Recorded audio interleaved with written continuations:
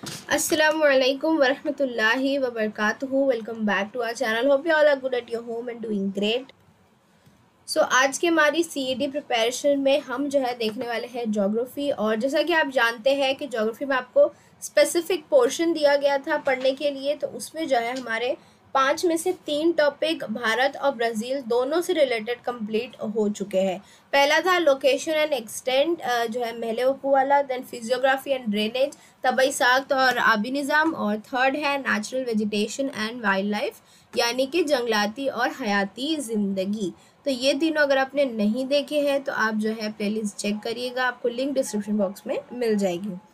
Now fourth हमारा है economy and occupation. ये आपका आई गेस 8th चैप्टर है, मईशत और जो है तिजारत या तिजारत और पेशे या मईशत और पेशे, इस तरीके से जो है आपका चैप्टर है। बहुत इंटरेस्टिंग और बहुत सिंपल चैप्टर है, आपको कुछ ज़्यादा चीज़ें इसमें याद नहीं रखनी है। तो हम जो है यही देखते हैं आपकी इस चैप्टर के शुरू में आपको भारत, ब्राज़ील और अमेरिका इन तीनों का जो है एक कंपैरिजन दिखा है अलग अलग फील्ड्स में। पहली चीज़ मईशत की नौइयत क्या है, तो हमने 8th या 9th स्टैंडर्ड में पढ़ा है। मईशत जो है 3 किस्म की होती है और उसमें से जो है मोस्टली कंट्रीज़ जो है मखलूत मईशत चुनती है, यानी 2 तरह की मिक्स्ड मईशत। तो मईशत की नौइयत भारत और ब्राज़ील दोनों में मखलूत मईशत है और ये तरक्की पजीर ममालिक यानी ये डेवलपिंग कंट्रीज़ है। अभी ये मुकम्मल तौर से तरक्की नहीं कर चुके हैं, ये तरक्की कर रहे हैं। जबकि बात करें अमेरिका की तो यहाँ सरमायादाराना मईशत है और यानी ये लोग कैपिटलिस्ट है एंड तरक्की याफ्ता है, यानी ये कंट्रीज़ डेवलप हो चुकी है। फिर बात करते हैं मजमूई कौमी आमदनी में यानी नेशनल इनकम में। तो भारत की जो नेशनल इनकम है वो ब्राज़ील से ज़्यादा है लेकिन अमेरिका से कम है। ब्राज़ील की जो है भारत और अमेरिका दोनों से ही कम है और अमेरिका की तो भारत और ब्राज़ील से ज़्यादा ही है। फिर है फ़ी कस आमदनी यानी कि जो इंडिविजुअल इनकम है, यानी एक पर्टिकुलर मतलब अगर आप नेशनल इनकम को डिवाइड करें तो एक शख्स में जो है एवरेजली कितनी इनकम आती है, तो वो अगर भारत की देखें तो ये जो है ब्राज़ील और अमेरिका दोनों से ही बहुत कम है। क्यों कम है? क्योंकि भारत में जो है आबादी ज़्यादा है, तो अगर भारत की नेशनल इनकम ज़्यादा है तो उसकी आबादी भी ज़्यादा है, इसलिए जब एक एक में डिवाइड करते हैं तो वो सबको जो है कम कम पोर्शन मिलता है। फिर ब्राज़ील की बात करें तो ब्राज़ील की नेशनल इनकम भारत से कम है लेकिन ब्राज़ील की आबादी भी जो है कम है, इसी वजह से इंडिविजुअल इनकम में जो है ब्राज़ील भारत से आगे है और लेकिन अमेरिका से कम ही है। और अमेरिका की बात करें तो वो ब्राज़ील और भारत दोनों से ही आगे है। फिर आबादी का तनासुब यानी पॉपुलेशन रेट, तो भारत में जो है सबसे ज़्यादा है, अमेरिका से भी ज़्यादा है, ब्राज़ील से भी ज़्यादा है।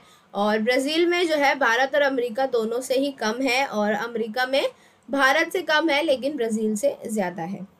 ख्वानदगी का तनासुब यानी कि वहाँ कितने पढ़े लिखे लोग हैं, भारत जो है इन तीनों में सबसे कम भारत में ख्वानदगी का रेट जो है तनासुब है। फिर ब्राज़ील में जो है भारत से ज़्यादा है लेकिन अमेरिका से कम है और अमेरिका में इन दोनों से ज़्यादा है। लास्टली वजह क्या है इन चीज़ों की, तो भारत की जो सबसे बड़ी वजह है फ़ीकस आमदनी और ख़ानदानी तनासुब कम होने में, वो ये कि उसकी पॉपुलेशन बहुत ज़्यादा है। ब्राज़ील में जो है फ़ीकस आमदनी ज़्यादा है क्योंकि वहाँ की पॉपुलेशन कम है, यानी लिमिटेड है। जो है इतने बड़े महलों में सिर्फ 19 करोड़ 20 करोड़ लोग रहते हैं, तो उस वजह से जो है उनकी इनकम जो है ज़्यादा है, इंडिविजुअल इनकम ज़्यादा है। और अमेरिका तो तरक्की याफ्ता मुल्क है, हर तरह की टेक्नोलॉजी से लबरेज है, तो इसकी जो है नेशनल इनकम भी और इंडिविजुअल इनकम दोनों ही सबसे ज़्यादा है। तो इस तरीके का कंपैरिजन आपकी किताब में ही दिया गया था। अब जो है हम लोग एक एक कंट्री पे देखते हैं, यानी भारत पे, देन ब्राज़ील। तो ब्राज़ील की सनतें देखें सबसे पहले। सनतों में यहाँ आपको 4 सनतें दी गई है। पहला है ज़राअत, देन मवेशी पालन एंड देन कानकुनी और माहीगिरी। ज़राअत यानी कि काश्तकारी यानी कि खेती यानी फार्मिंग। तो ब्राज़ील की बात करें तो जो बुलंद ज़मीनी इलाके हैं और जो साहिली इलाके हैं, यहाँ की ज़मीन पे जो है ज़राअत की जाती है। ब्राज़ील की जो ख़ास फसलें हैं जो इन इलाकों में उगाई जाती वो है चावल और मकई। इसके अलावा बहुत सी नकदी फसलें उगाई जाती है, जैसे कॉफ़ी है, कोको है, रबर है, सोयाबीन है और गन्ना। और ये चीज़ आप याद रखिए, ब्राज़ील इंटरनेशनल मार्केट में कॉफ़ी के लिए सबसे ज़्यादा मशहूर है, उसके बाद सोयाबीन के लिए भी। मिनास जेराइस और साओ पाउलो, इन 3 रियासतों में जो है कॉफ़ी की पैदावार बड़े पैमाने पर होती है। तो आपको ये चीज़ें याद रखनी, स्पेशली कॉफ़ी से रिलेटेड तो आपको याद रखनी ही है। फलों में जो है केला, अनानास, संतरे और लीमू और इस किस्म के जो है फलों की पैदावार की जाती है। तो यहाँ जो है ब्राज़ील में इतनी ही जो है किस्म की खेती होती है। इसके अलावा जो आइटम है वो फिर ब्राज़ील जो है दूसरी कंट्रीज से लेता है। मवेशी पालन, ज़राअत और मवेशी पालन कनेक्टेड तरीके के प्रोफेशन है। मवेशी पालन यानी कि एनिमल हस्बेंडरी, यानी जो जानवर को पालते हैं, जो स्पेशली जो गाय, बकरी और मेंढा, इस तरीके के जो जानवर होते हैं, जो दूध और गोश्त वाले जानवर होते हैं, उनको जो है पाला जाता है। तो घास के इलाकों में जो है गाय, बकरी, मेंढों का पालन होता है, जिसकी वजह से वहाँ पर दूध और गोश्त के पेशे को भी फ़रोग हासिल है। फिर बात करते हैं कानकुनी। कानकुनी 3 जो है कंट्री के सेक्शन में डिवाइड करके हम देखेंगे। सबसे पहले जो ब्राज़ील का मशरकी हिस्सा है वहाँ पर बहुत मादनी दौलत दस्तयाब है, जैसे कि खाम, लोहा, मैग्नीज, निकल, तांबा, बॉक्साइट। तो इस वजह से जो है वहाँ पर बहुत ज़्यादा कानकुनी के पेशे को बड़े पैमाने पर जो है अपनाया गया है। फिर अमेज़न की वादी वाले हिस्से में बात करें तो वहाँ पर जो है पहली बात तो वो इलाके इस कदर जो है घने जंगलात से घिरे हुए हैं, इतने दलदली इलाके हैं, और वहाँ पर जो है जानवर, फिर कीड़े मकोड़े, मतलब इतनी सारी चीज़ें हैं कि वहाँ पर जो है लोग पहुँच नहीं पाते हैं, उतना अंदर पहुँच नहीं पाते हैं। तो किसी को भी जो है उतना अंदाज़ा नहीं है कि उस इलाके में जो है कि कौन सी मादनियात या कितनी जो है तादाद में मादनियात मौजूद है। और क्योंकि घने जंगलात है, इस वजह से कोई रिसर्च टीम नहीं जा रही है, कोई कानकुनी वहाँ नहीं होती है।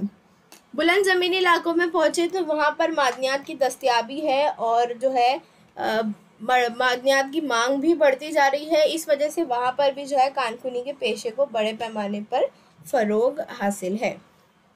अब बात करते हैं माहीगिरी यानी कि मछली पकड़ना। हम जानते हैं ब्राज़ील को 7,400 किलोमीटर लंबा साहिली इलाका दस्तयाब है। हमने तबाई साख्त वाले हिस्से में पढ़ा है ये चीज़। तो ये जो साहिली इलाका है यहाँ पर सर्द और गर्म रो के मिलाप में, यानी सर्द और गर्म लहरों के मिलाप से और वसी बर्राज़मीन तख्ता है, तो उस वजह से जो जुनूबी बहरे ओकियानूस है उसके साहिल पर यानी जुनूबी हिस्से में जो है माहीगिरी के पेशे को बड़े पैमाने पर फ़रोग हासिल है, यानी वहाँ जगह है और हर तरीके से वो सूटेबल है माहीगिरी के लिए। तो वहाँ पर जो है ये पेशा ज़्यादा जो है बड़े पैमाने पर है। जो छोटे मछुआरों के ग्रोह होते हैं तो वो लोग जो है रिवायती आलात और साजो सामान जो ट्रेडिशनल तरीके से मछली पकड़ने के चले आ रहे हैं उसी तरीके से वो लोग करते हैं। और इन मछलियों में जो है खुसूसन स्वॉर्ड फिश जो कि ब्राज़ील में पाई जाती है, झींगे, लॉबस्टर्स और सार्डिन, ये मछलियाँ जो है बड़े पैमाने पर इनका जो है पालन किया जाता है।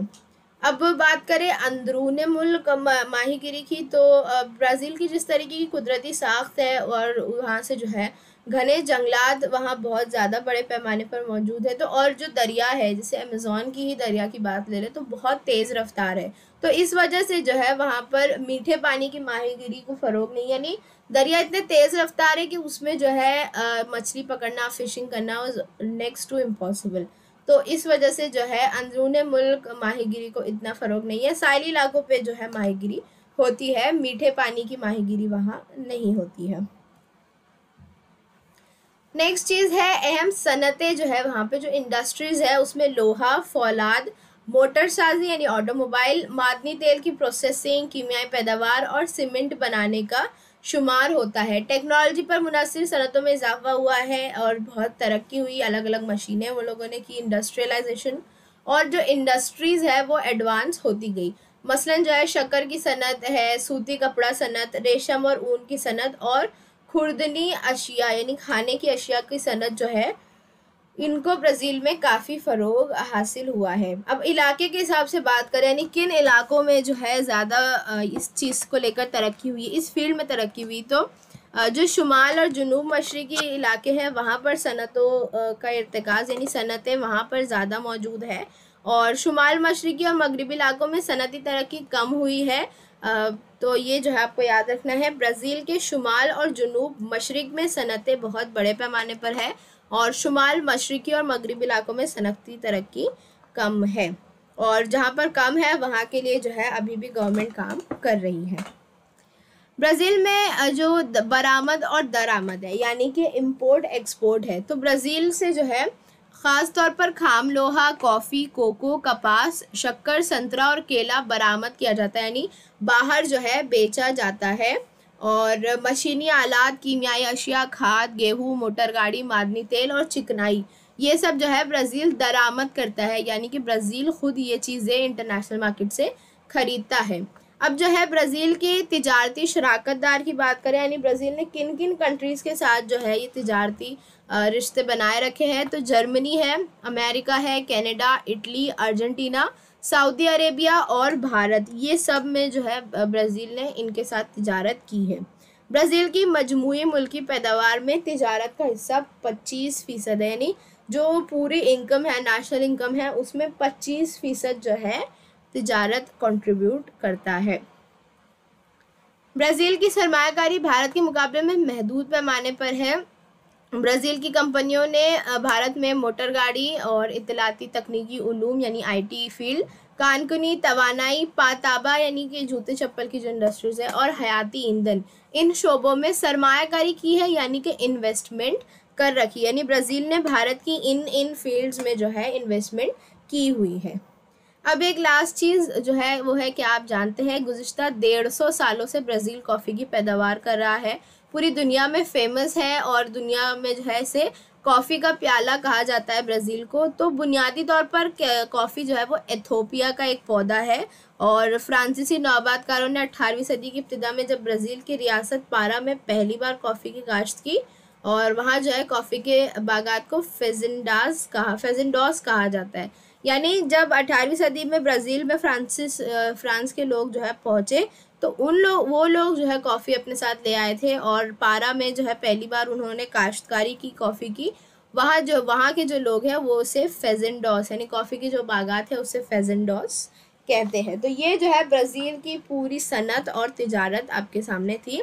होपफुली आपको समझा होगा, और भारत का भी जो हम इसी तरीके से जल्द ही पार्ट लाएंगे। साथ में इसीलिए नहीं कर रहे हैं क्योंकि कन्फ्यूजन बहुत ज़्यादा हो जाती है, दोनों में आपको चीज़ें याद रखनी है, प्रोडक्ट्स याद रखने हैं, काश्तकारी फसलें याद रखनी है, इस वजह से तो वो भी जो है जल्द आएगा। वीडियो को लाइक करिए, शेयर करिए, चैनल पर अगर नए हैं तो सब्सक्राइब करिएगा। And thank you very much for watching. Take care, bye bye.